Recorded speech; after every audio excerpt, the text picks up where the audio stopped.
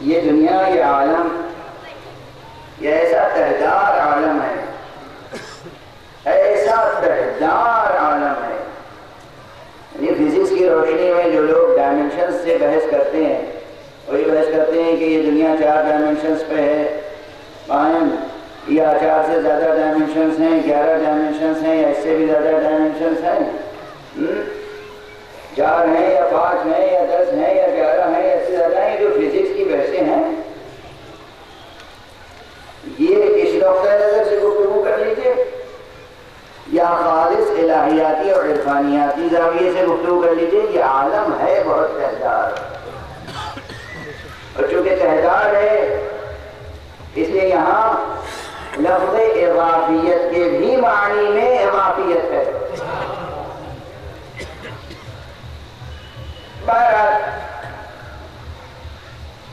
اس میں کسی اختلاف کی گنجائش نہیں ہے اگر انسان غور کرے، تأمل کرے کہ وہ نسبت جو ذات گرامی حضرت ختمی مرتبہ صلی اللہ علیہ وسلم،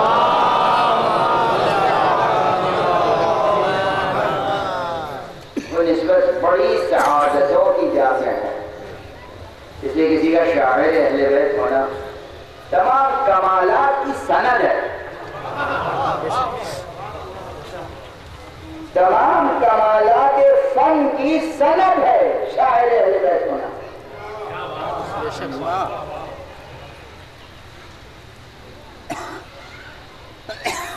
کئی مرتبہ یہ ہوا کہ میں قوم جب گیا، ایک دور تو اٹھا جب میں وہاں طالب علم تھا، طالب علم تو اب بھی ہوں.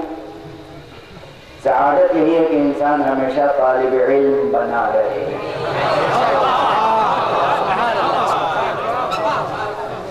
زندگی اسی میں ہے کہ انسان طالب علم بنا رہے. جہاں سلسلہ طلب رکا وہی نقطہ موت ہے. موت ہی نہیں بلکہ ہلاکت ہے. موت کا لفظ میں نے مسامحے کے طور پہ استعمال کر لیا. جہاں انسان کے ذہن میں یہ آ گیا کہ اب عالم ہو گیا، ہلاکت ہے. اور یہ بھی ہر اعتبار سے، خالص سائنسی اعتبار سے، فلسفیانہ اعتبار سے یا دینی اعتبار سے. دینی اعتبار سے تو ہمیں معلوم ہے کہ خود اہل بیت کے اخبار نے فرمایا ہے، معصوم کا قول ہے نحن العلماء وشیعتنا المتعلمون، ہم ہیں عالم، ہمارے چاہنے والے سب طالب علم ہیں. سبحان اللہ سبحان اللہ. اس میں ایک چیز کا اور خیال رکھیے گا، ایک چیز کا اور خیال رکھیے گا. انہوں نے کہا ہم ہیں عالم وشیعتنا المتعلمون، اور ہمارے شیعہ طالب علم ہے. اب جس میں طلب علم نہیں ہے وہ کچھ ہو سکتا ہے، شیعہ نہیں ہو.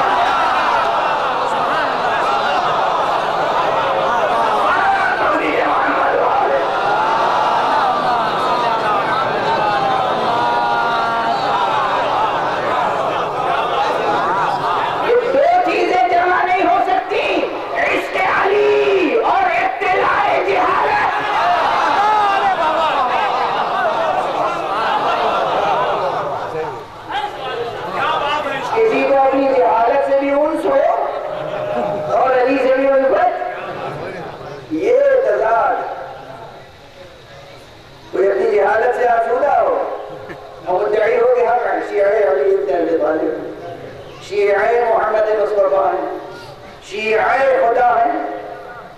آپ نے یہ ترکیب نہیں سنی ہوگی تو آج سنیے. ایک مرتبہ میں نے اپنی ایک عربی نظم میں شیعۃ اللہ کی ترکیب استعمال کی. حیا شیعۃ اللہ حیا. مولانا قدر سارے صاحب اللہ پروردگار ان کا سایہ سلامت رکھے، ان کو میں نے وہ نظم سنائی. بہرحال انہوں نے بزرگواری فرمائی، بہت داد دی، لیکن کہنے لگے یہ شیعۃ اللہ کی ترکیب خوب نکالی آپ نے. میں خاموش رہا کہ نہیں اس کی کوئی سند بھی ہے، میں بالکل خاموش رہا. 1 سال کے بعد پھر ان سے میری ملاقات امریکہ میں ایام اعزاء میں ہوئی. کہنے لگے میاں وہ نظم بھولا نہیں ہوں اور آج پھر داد دے رہا ہوں، میں نے سند تلاش کر لی. کافی میں حدیث ہے جہاں امام صادق علیہ السلام کی زبان پر شیعۃ اللہ کی ترکیب آئی ہے.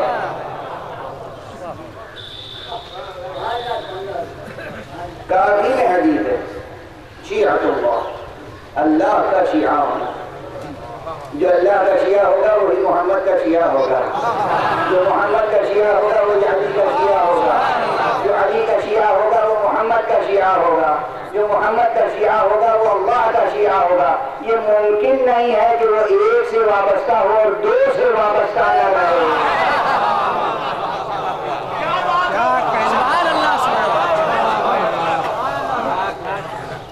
ممکن نہیں. معیار صداقت یہ ہے، معیار صداقت ایمانی یہ ہے، کوئی موحد ہونے پر نازا ہو اس کے سامنے علی کا تذکرہ کر کے دیکھو، خوش ہوتا ہے تو سمجھ لو موحد ہے.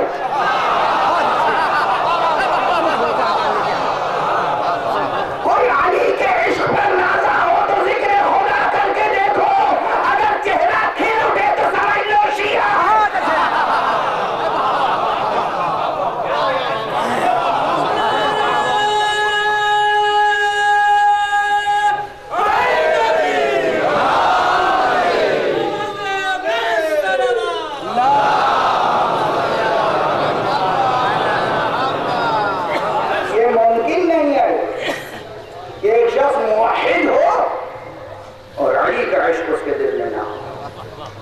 یہ ناممکن ہے کہ کوئی شخص علی کا عاشق ہو اور رب سے ناآشنا ہو.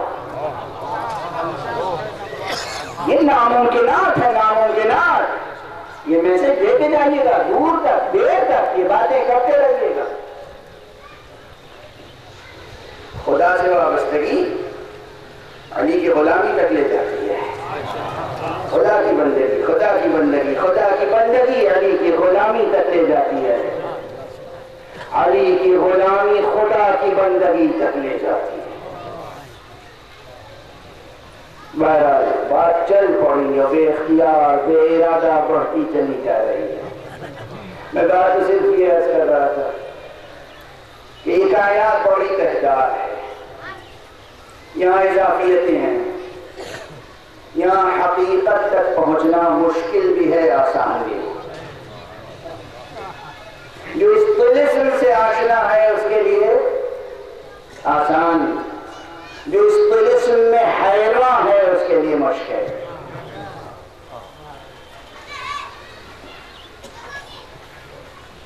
در اہل بیت، در مصطفیٰ صلی اللہ علیہ وآلہ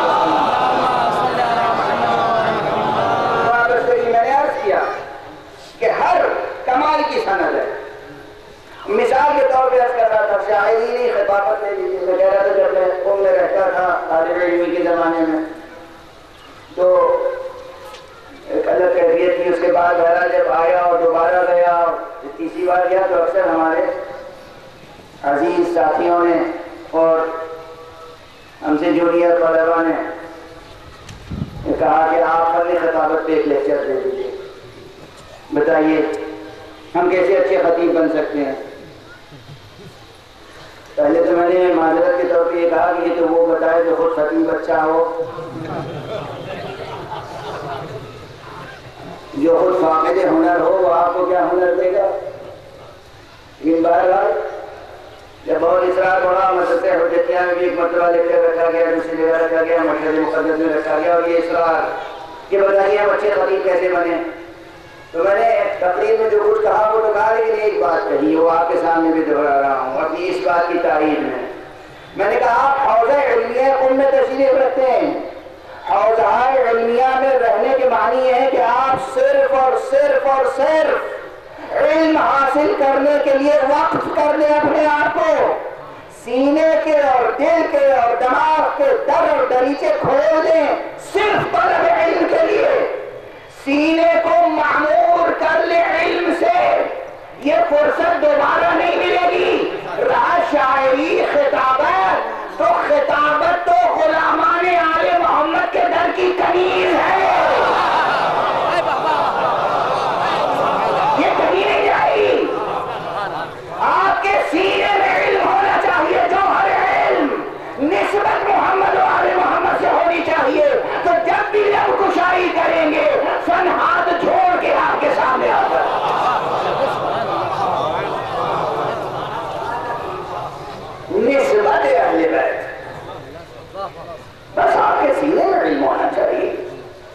نسبت قوی ہونی چاہیے، نسبت مضبوط،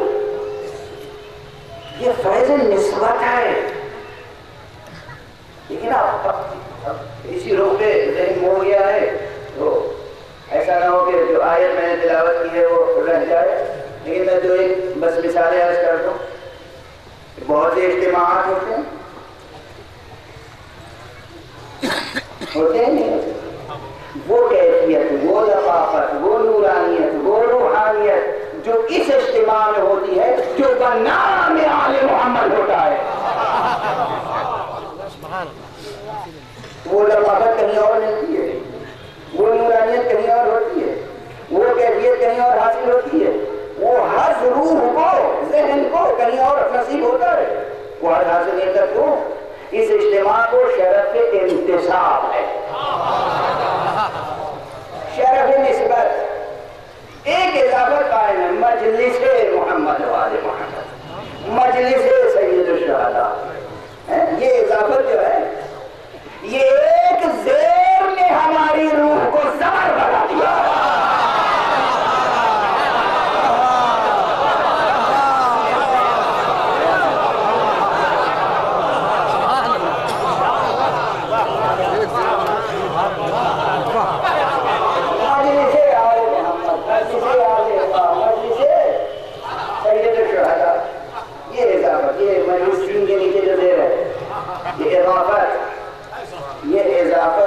یہ نسبت، اس میں یہ فیضان نسبت ہے۔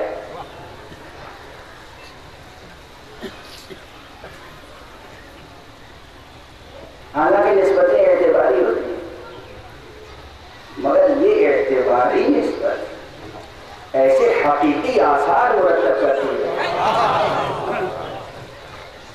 کہ یہیں کافر مبہوت ہو جاتا ہے، مومن محسوس ہوتا ہے، مومن محسوس ہوتا ہے، کافر مبہوت ہو جاتا ہے۔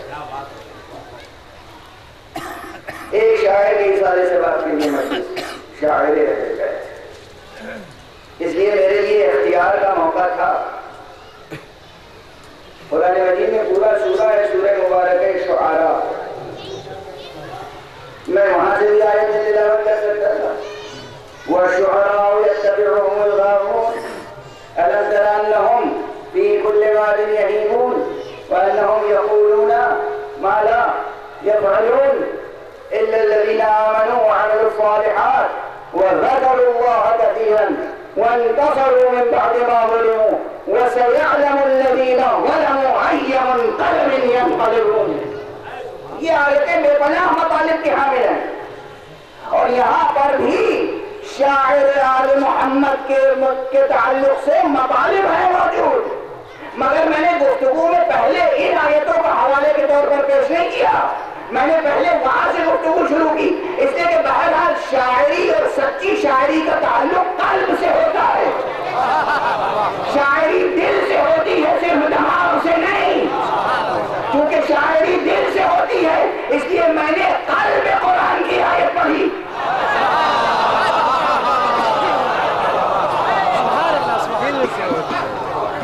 قلب قرآن کی دھڑکن کیا ہے؟ قلب قرآن سورہ مبارک یاسین، سورہ مبارک یاسین کو قلب قرآن کس نے کہا ہے؟ قلب عالم امکان،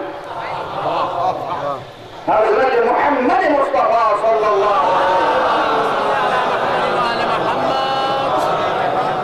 انہوں نے فرمایا کہ سورہ یاسین قلب قرآن ہے، ہر شے کے لیے قلب ہوتا ہے، ہر شے کے لیے دل ہوتا ہے، قرآن کا دل، قرآن کا قلب سورہ مبارک یاسین ہے۔ تو قلب قرآن کی صدا کیا ہے؟ وَمَا عَلَّمْنَاهُ الشِّعْرَ وَمَا يَنبَغِي لَهُ إِنْ هُوَ إِلَّا ذِكْرٌ وَقُرْآنٌ مُبِينٌ۔ پروردگار اعلان فرما رہا ہے، اور گویا ایک طرح سے تنزیہ ہے مقام خاتمیت کی، تنزیہ ہے مقام مصطفی کی، تنزیہ ہے، تقدیس ہے مقام محمدی کی۔ کہتے وَمَا عَلَّمْنَاهُ الشِّعْرَ، ہم نے اپنے نبی کو، اپنے پیغمبر کو، اپنے حبیب کو، اپنے محمد کو، اپنے مصطفیٰ کو، اپنے طٰہٰ کو، اپنے یاسین کو ہم نے شاعری نہیں سکھائی، اور یہ ان کے لیے ضروری بھی نہیں ہے۔ یہ ترجمہ دو طرح سے کیا جاتا ہے، عام طور پہ لوگ کہتے ہیں اور یہ ان کے شاعر شان نہیں ہے۔ کبھی کبھی کوئی چیز عرف عام میں شاعر شان نہیں معلوم ہوتی مگر ضروری ہوتی ہے، اس لیے بہتر ترجمہ یہی ہے کہ جو لغوی ترجمے سے قریب تر ہے۔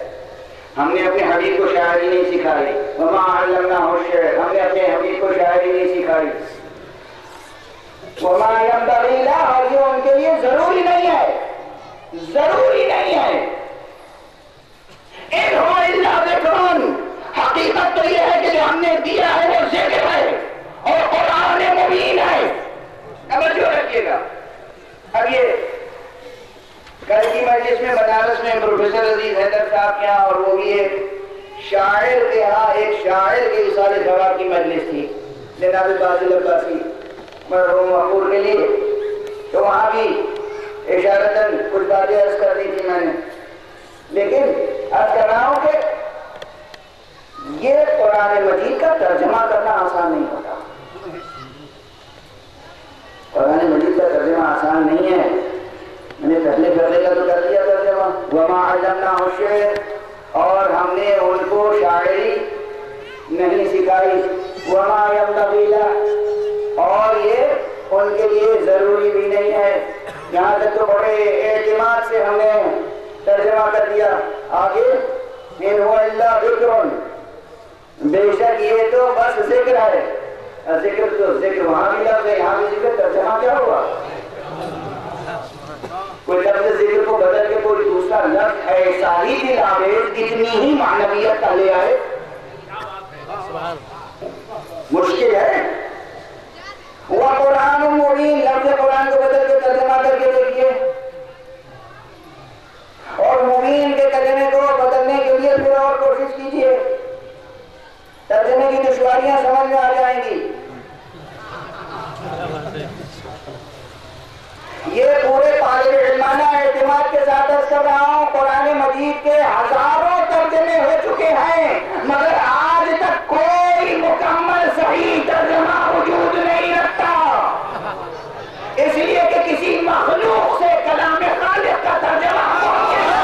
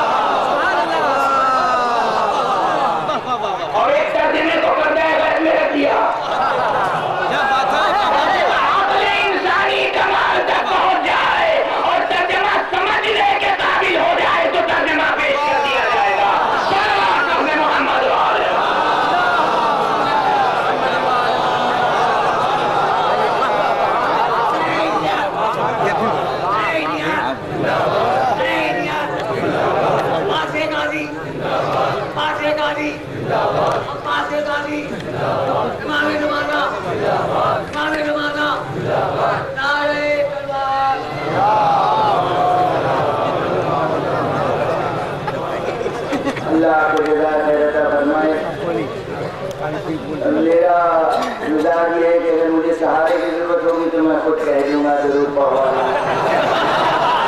ایک صلوات پڑھ لیجیے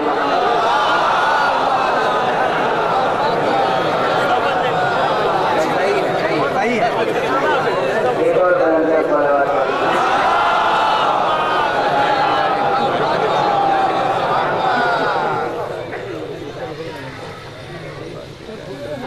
قرآن مجید کا ترجمہ آسان نہیں ہے. میں اپنے بیانات کو دہرانے کا عادی نہیں ہوں قطعاً، لیکن ایک دو جملے کل کی مجلس سے مستعار لے رہا ہوں، اور وہ یہ ہے کہ یہ خود شان اعجاز قرآن ہے.